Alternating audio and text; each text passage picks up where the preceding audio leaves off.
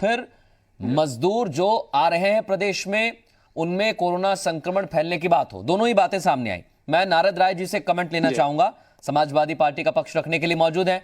नारद राय जी, पहले सवाल है मेरा, सरकार कह रही है कि हमने अच्छा काम किया है, उत्तर प्रदेश बड़ा राज्य है, जनसंख्या ज्यादा है, उसको अगर देखें तो बाकी राज्यों की अपेक्षा तो यहां अच्छा काम होना चाहिए, फिर जो तारीफ कर रही है केंद्र सरकार।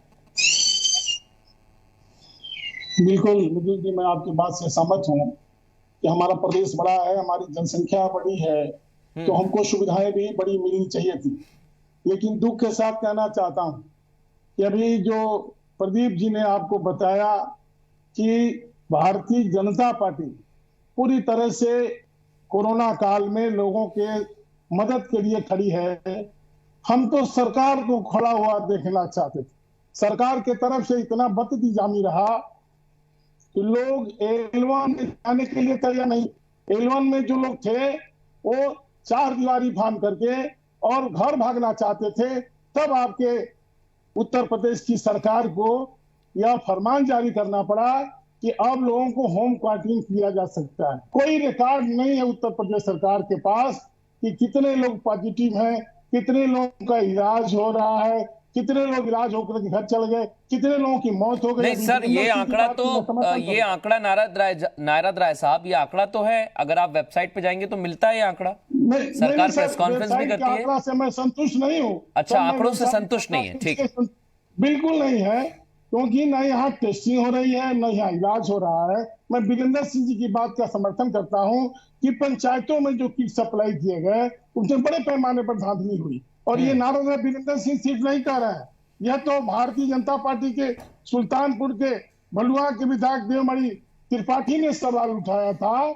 मुख्यमंत्री जी ने इसमें तो एसआईटी की जांच भी बैठाई और 10 दिन में रिपोर्ट मांगा, पता नहीं वो रिपोर्ट आई कि नहीं। बिल्कुल। और एक और सवाल है, एक और सवाल है मेरा वैक्सीन को लेकर। लेकिन नारद राय साहब, ब्रेक का वक्त हो गया, इसलिए मैं यहां पर रुक रहा हूं। आप चारों मेहमान हमारे साथ बने रहिए, ब्रेक के बाद हम आएंगे और पूछेंगे, चर्चा भी करनी है।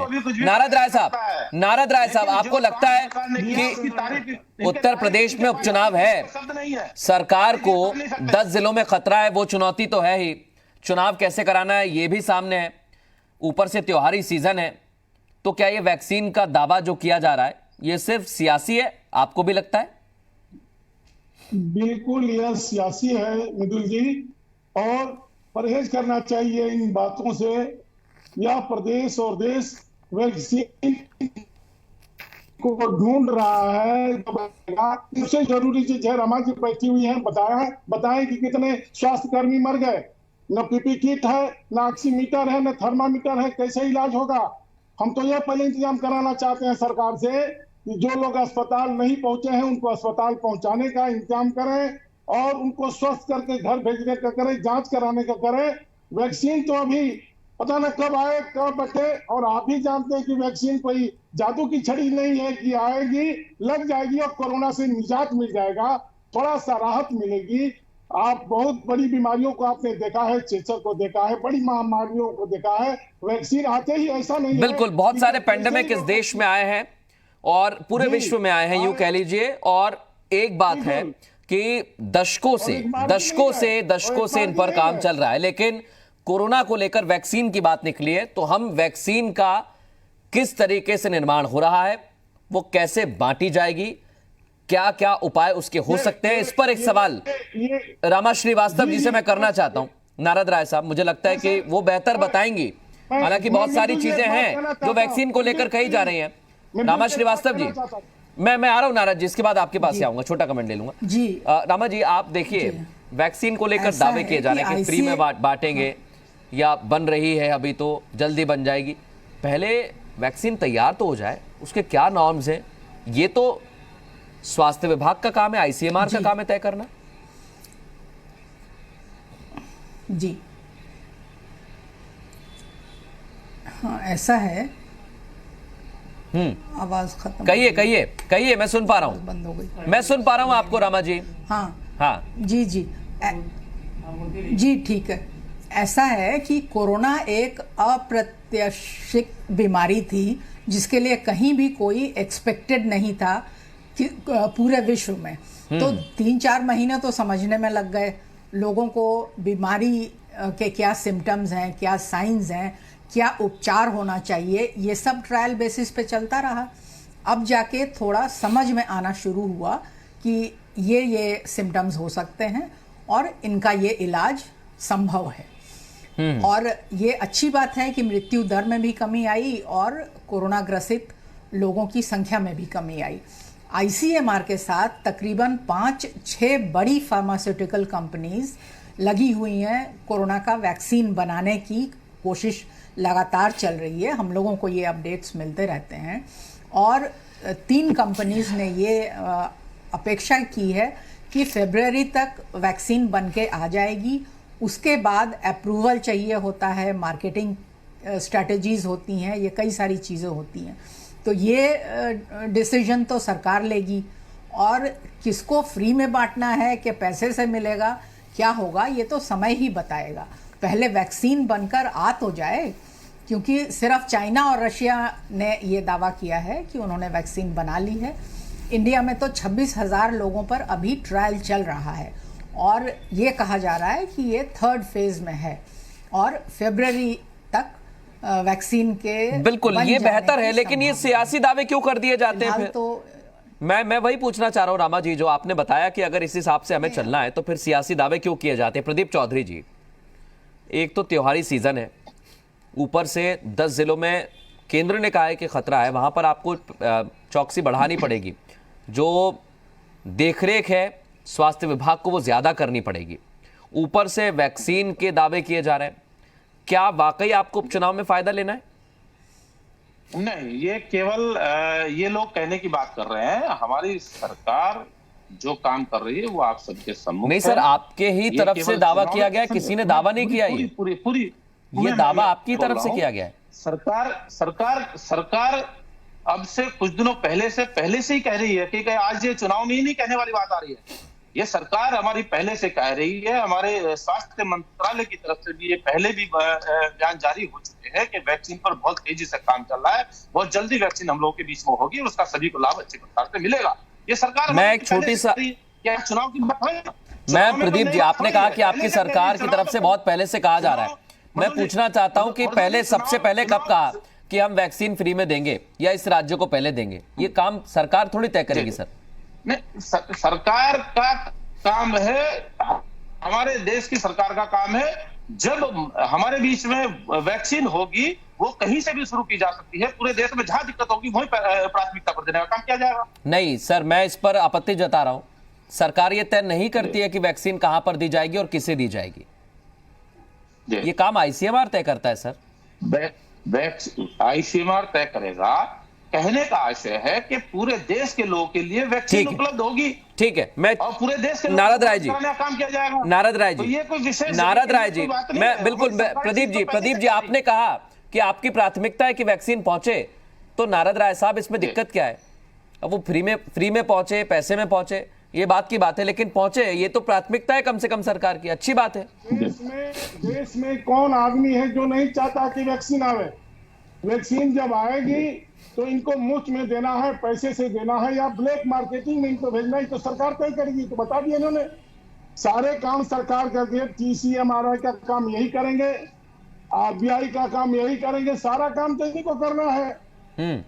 समझ नहीं आ रही है कि देश में लोग मर रहे हैं बीमारी से और दवा का इंतजाम नहीं है, डॉक्टर नहीं। लेकिन उत्तर प्रदेश में तो मृत्यु दर कम है ना नारद राय साहब, आप किस पर विश्वास करेंगे? अगर आपको लगता है कि आईसीएमआर पर विश्वास करना है, तो आईसीएमआर का डेटा है कि उत्तर प्रदेश में मृत्यु दर कम है।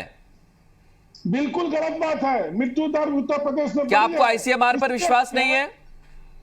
नहीं, इसलिए नहीं है सर कि यहाँ पर कोरोना का टेस्ट नहीं कराया जा रहा है। डर के मारे लोग कोरोना का टेस्ट नहीं कराने जा रहे हैं, मान के चल रहे हैं। सरकार जो दावा कर रही है दिन भर में 1.5 लाख टेस्ट करने का, उसमें RT-PCR भी शामिल है, एंटीजन भी शामिल है, तो ये टेस्ट किसका हो रहा है फिर? एंटीजन भी शामिल है, मशीन से भी जारी है, लैब से भी जारी है, सभी प्रकार के टेस्ट, तीनों प्रकार के टेस्ट जारी है। और टेस्ट की व्यवस्था जो सरकार ने बनाई इनको मालूम ही नहीं है।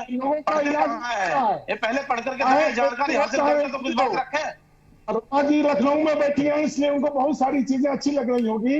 हम लोग गरीब जिले के रहने वाले लोग हैं, हमारे यहाँ तो L1 नहीं चल रहा है, कैसे मृत्यु दर पता चलेगा? लोग बीमार पड़ रहे हैं, नहीं मर रहे हैं, नहीं, इलाज नहीं है। उन्हीं जिलों को हम बता रहे हैं नारद राय साहब, उन्हीं जिलों में 10 जिले ऐसे हैं। आप अमेठी ले लीजिए, रायबरेली, कासगंज, फतेहपुर, मथुरा, बहराइच, संभल, ये वो जिले हैं जहां पर खतरा ज्यादा है। वीरेंद्र जी, मैं एक छोटा सवाल आपसे करना चाहता हूं, क्योंकि आप तस्वीर एक देख रहे होंगे उत्तर प्रदेश की। देखिए, आईसीएमआर अगर कह रहा है कि यहां पर डेटा जो है वो औसतन देश के मुकाबले बहुत कम है, तो क्यों नहीं मानी जाए आईसीएमआर की बात? देश के मुकाबले उत्तर प्रदेश में आईसीएमआर के पास जो डेटा जाता है, हाँ, ये उत्तर प्रदेश सरकार के द्वारा जो डेटा दी जाती है उसी वही उनके पास जानकारी पहुंचती तो है। ये भी तो डेटा स्वास्थ्य विभाग की तरफ से जा रहा होगा ना, कि सरकार खुद बैठ के बना रही है, सरकार ने, या अधिकारी इसमें घपला कर रहे हैं? अधिकारी घपला कर रहे हैं क्या आप कहना चाहते हैं?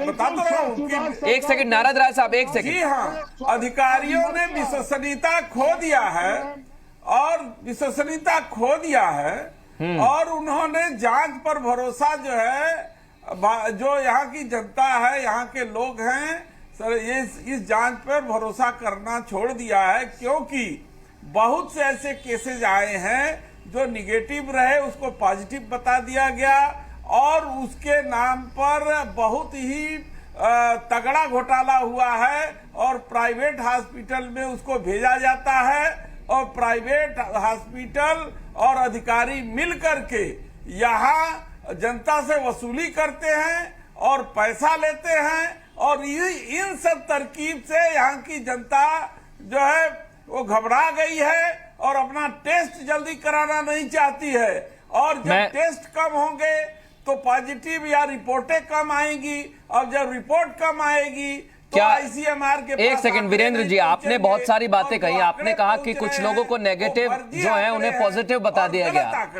आपके पास जो आपने दावा किया है कहीं की कोई सबूत है, तो मैं डॉक्टर रमा जी से सीधे पूछ लेता हूँ। उत्तर प्रदेश के अंदर टेस्टिंग प्रक्रिया चल रही है, यह सवाल होगा कि नहीं होगा? मैं 100% सत्य बोल रहा हूँ। नारद राय साहब, एक सेकंड नारद राय साहब सुनिए तो मेरी बात। हॉस्पिटल है सर एक सेकंड सुनिए, मैं रमा श्रीवास्तव जी आपके पास आ रहा हूँ।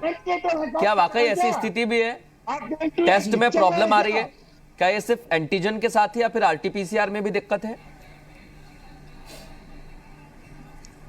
नहीं, 75-80% तो सब सही चल रहा है, बाकी 15-20% की गारंटी नहीं हो सकती, कि कोई कुछ केसेस फॉल्स नेगेटिव और फॉल्स पॉजिटिव आने की रिपोर्ट्स मिली हैं हम लोगों को, लेकिन आरटीपीसीआर की एक्यूरेसी ज़्यादा मानी जाती है एज कंपेयर टू एंटीजन।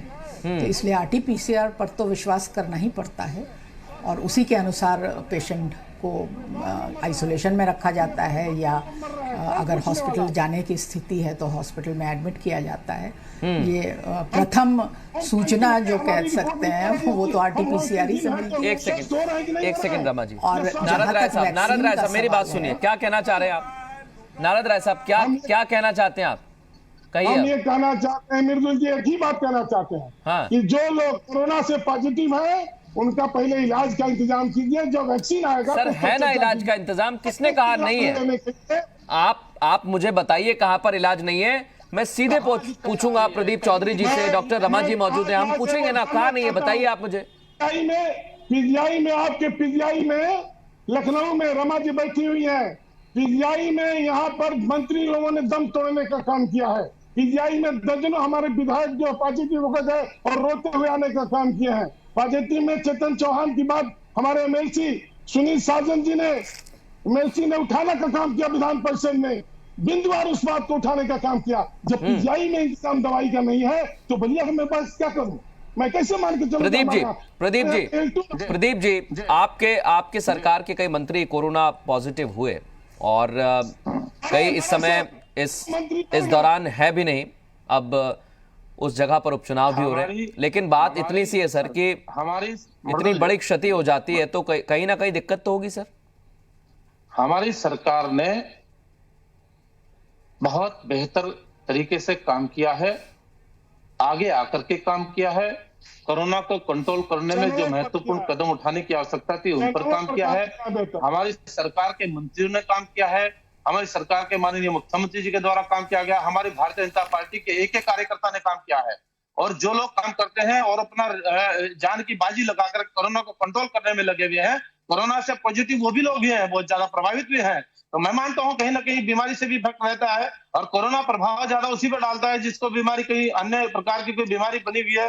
और इन लोगों ने तो बाहर निकल करके देखा ही नहीं, कोरोना को कंट्रोल करने में बताएं जरा अपने कहाँ गए हैं, कहाँ इन्होंने राशन किट बांटी है, कहाँ जाकर के इन्होंने लोगों को भोजन की उपलब्धता करने का काम किया है, किस व्यक्ति की क्या सहायता। देखिए सर, जरा बताएं तो सही।